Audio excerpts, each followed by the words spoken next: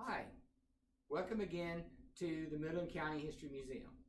I'm Jim Collette, President of the Midland Historical Society, and in this video I want to talk a little bit about kind of what makes us what we are, talk about our collection.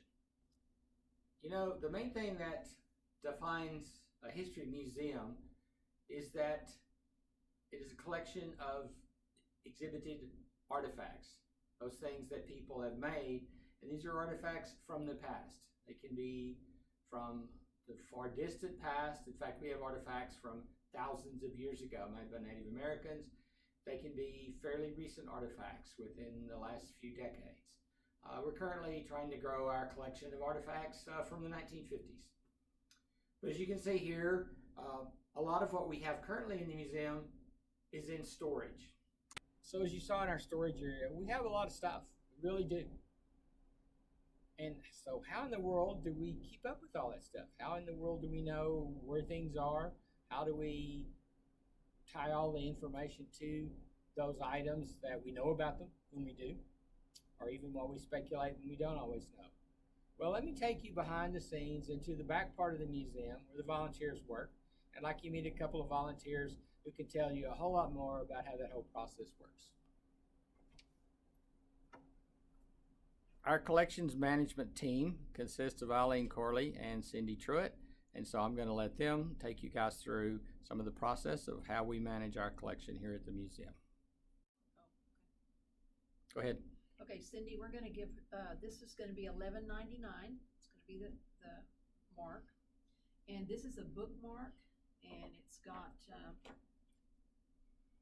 Leona's name on it. And it's got some roses up here at the top.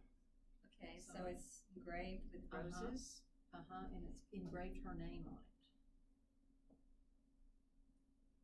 Leona. Yep. Okay, and let's see how long it is. And it's sterling, so it's 2.5 inches long by, we don't probably have to put the width on there. Now, Yeah. we already know that she's an early Midlander. And it's been, she must have did a lot of reading because it's really used.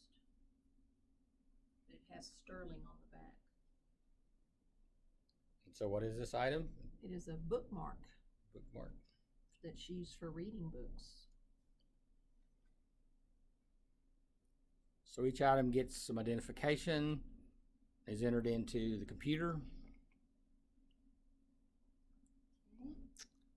and then Our next thing is going to be that we're going to take a picture of this item. So I take it over here to the little backdrop. And then Sydney's going to come over here and take a picture of it.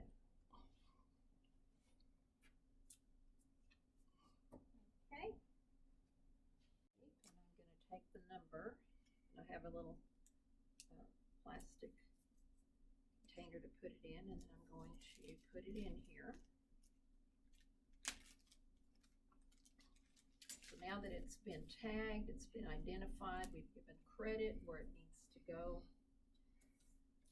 And I'm sending the picture to our printer here in our office so that we can add that to our records. And we have containers here, so it's going to go into A3. So I'm going to come over here to A3, and I'm going to look to see where I have room or where something very similar to it is, and then I'm going to lay it in here. I lay it in there with the rest of our identified collection.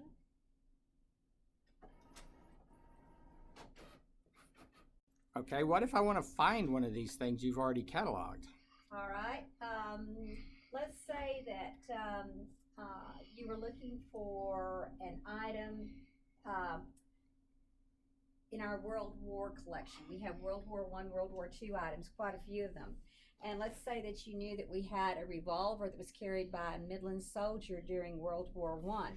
Well, we have the master list we can consult, and it will give us the number, which here it is 1191. Here's the picture of the item. Here's the location of the item. And then we can come over here and we can pull the item out. Oops, let me close that door right there. And that door. Sorry about that. There we go. And it said B5. For some reason it wasn't there. It was in B6. There it is. And there's the item.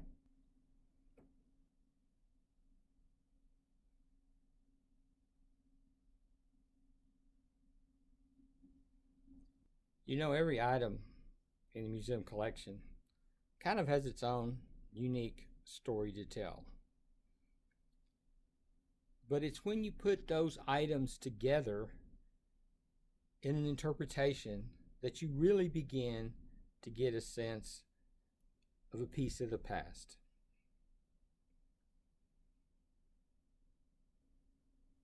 Well, as you can see, things are pretty crowded in our backrooms collections areas.